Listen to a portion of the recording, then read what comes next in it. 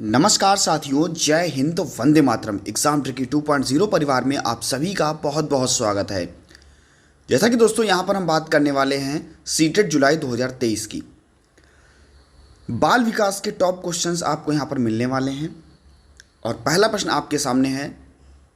इससे पहले मैं बताना चाहूँगा, जितने भी हमारे भाई बहन यहाँ पर जुड़े हुए हैं सभी मित्रों तक एक बार वीडियो को जरूर शेयर कर दीजिएगा।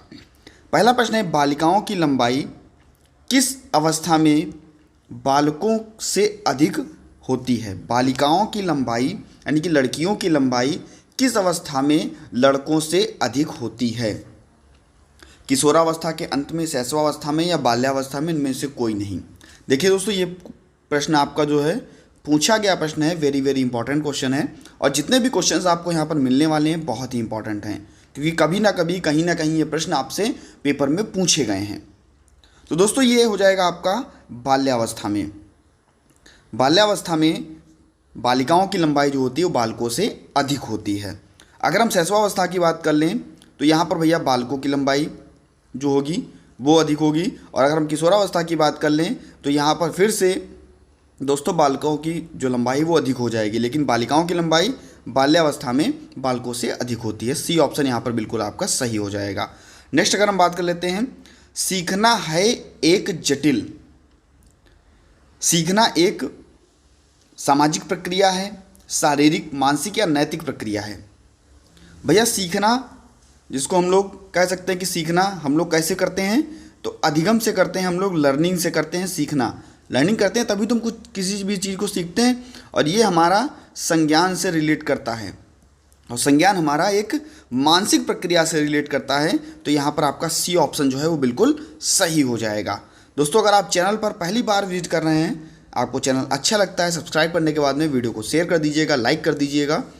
तीसरा क्वेश्चन आपके सामने है, वैयक्तिक विभिन्नताओं का प्राथमिक कारण क्या है?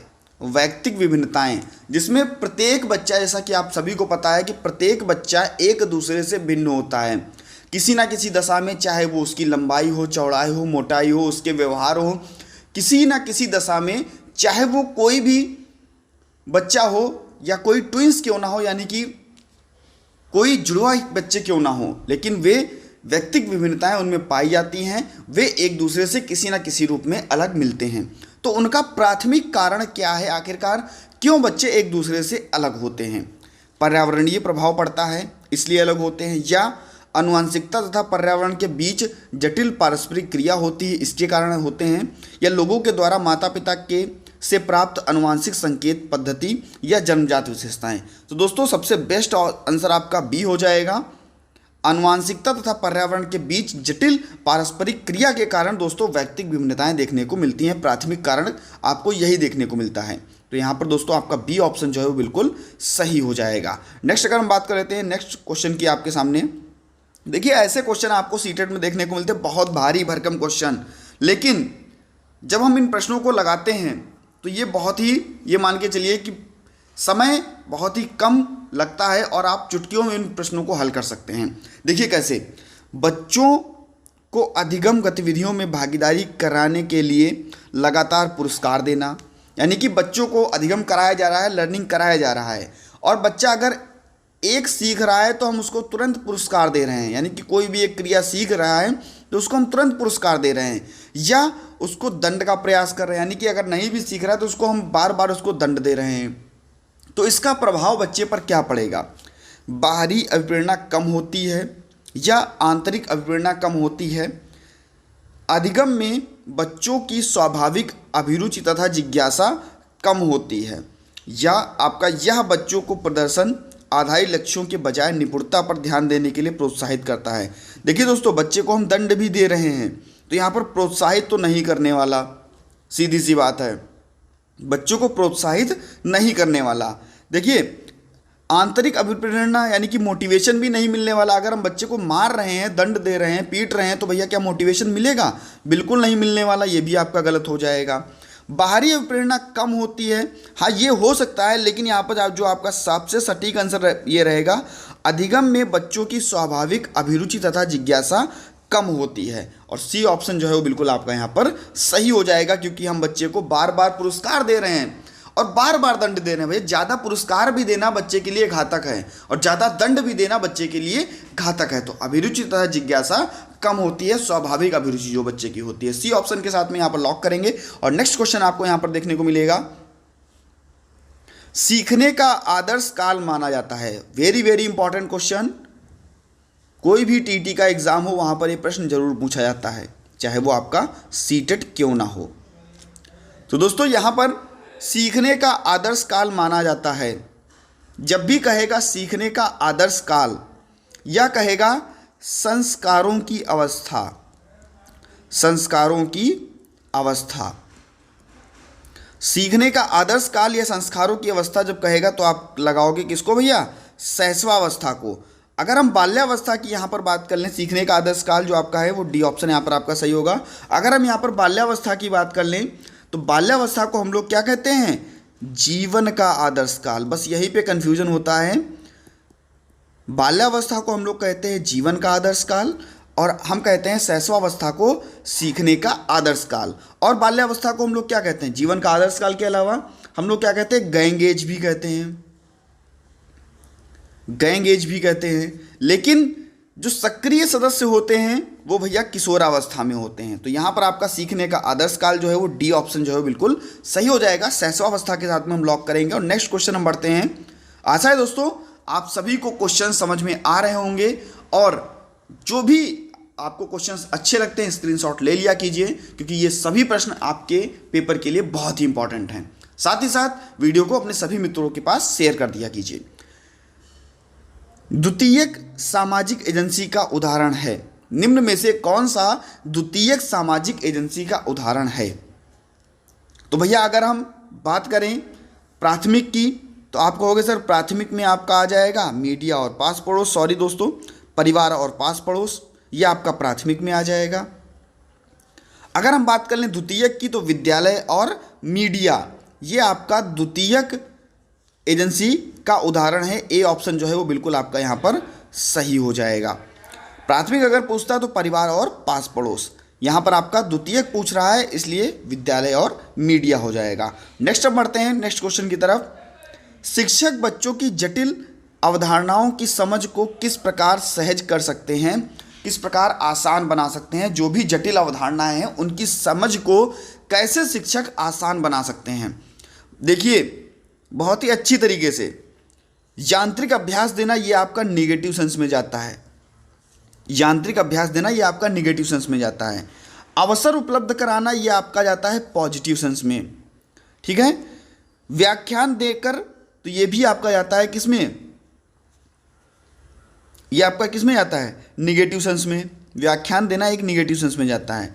और प्रतियोगितात्मक अवसरों की व्याख्या करके, तो भैया बच्चों के बीच हम प्रतियोगिता नहीं कराएंगे, अन्वेषण तथा परिचर्चा के लिए अवसर देंगे। बच्चों को जितना हम अवसर प्रदान करेंगे चर्चा के लिए, अन्वेषण दे करके, तो उतने ही बच्चे जो भी उनकी कठिनाइयां हैं, जो भी उनकी अवधारणाएं हैं, जो भी उनकी जटिल अवधारणाएं हैं, जो भी उनके मन में चीज़ें व्याप्त नहीं हो रही हैं, उनके मन में जो भी क्वेश्चंस उठ रहे हैं, उन अवधारणाओं से रिलेटेड हम उनको अवसर देंगे कि वो एक दूसरे से चर्चा करें या हमसे चर्चा करें, तो हम उनको और बेहतर बना सकें, उनकी समझ को विकसित कर सकें। बी ऑप्शन के साथ में दोस्तों यहाँ पर लॉक करेंगे और बी ऑप्शन आपका पॉजिटिव आंसर है। दोस्तों नेक्स्ट हम बात करते हैं, कक्षा में परिचर्चा के दौरान एक शिक्षक प्रायः लड़कियों की तुलना में लड़कों पर अधिक ध्यान देता है।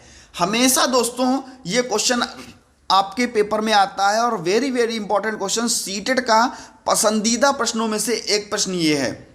हमेशा प्रश्न बार बार रिपीट होता है, यानी कि एक साल में ये 4 से 5 बार रिपीटेड क्वेश्चन है।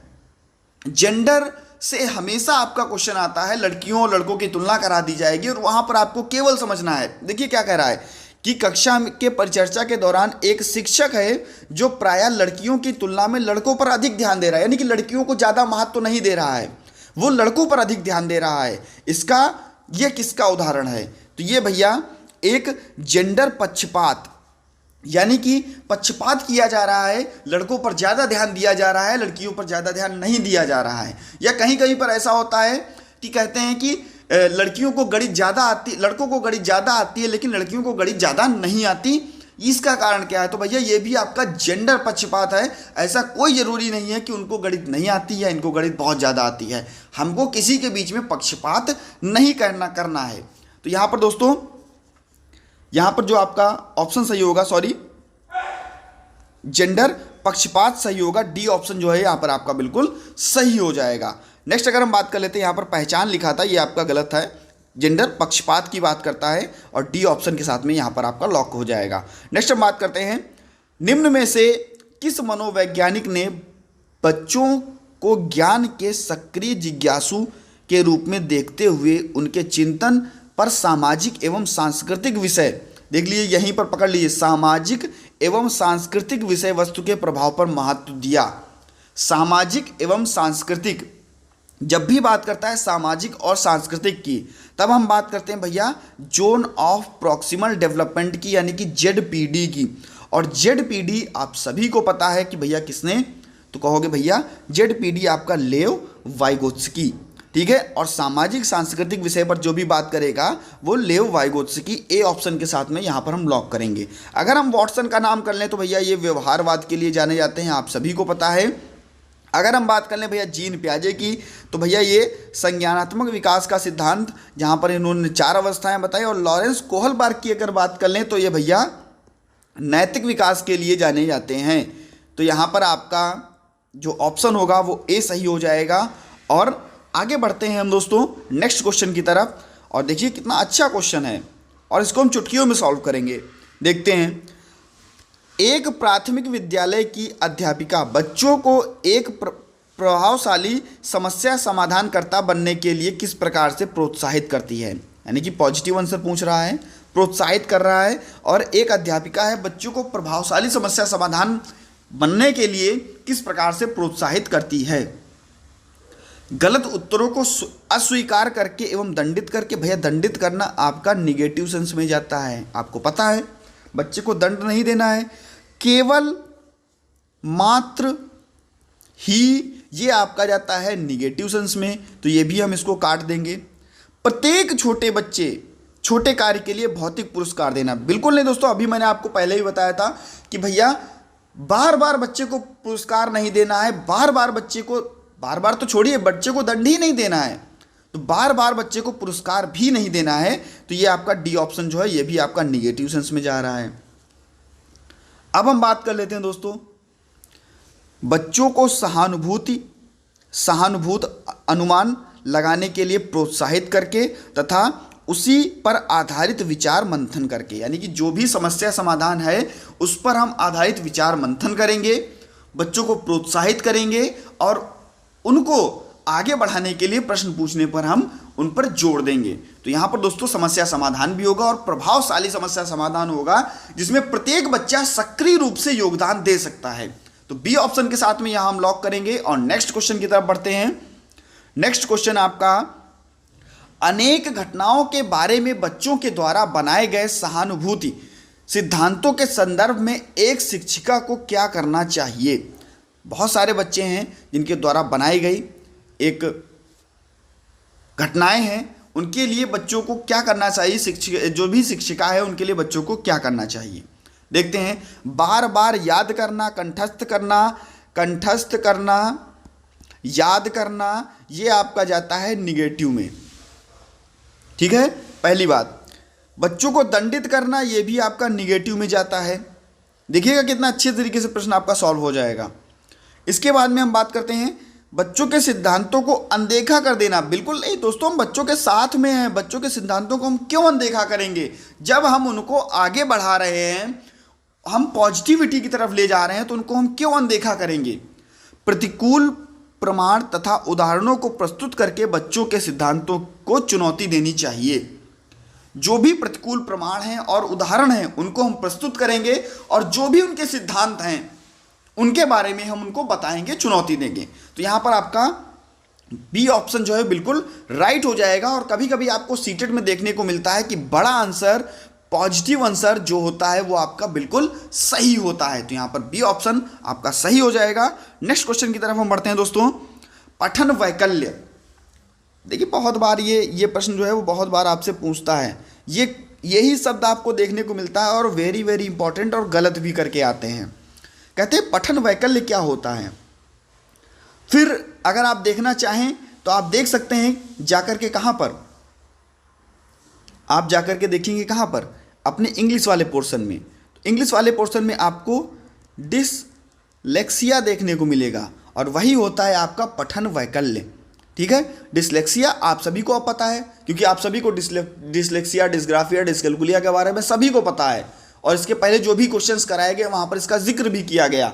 ये जो आपका क्वेश्चन था, क्योंकि ये आपका शब्द था इसलिए ये क्वेश्चन यहाँ पर लाया गया। आप सभी को पता है कि डिसलेक्सिया यानी कि पढ़ने में कठिनाई, तो धारा प्रवाह पढ़ने की अक्षमता, जिसको हम कह सकते हैं यहाँ पर ए ऑप्शन जो है बिल्कुल आपका सही हो जाएगा। डिस्कैल्कुलिया आपके कैलकुलेशन से संबंधित, गणितीय संबंधी।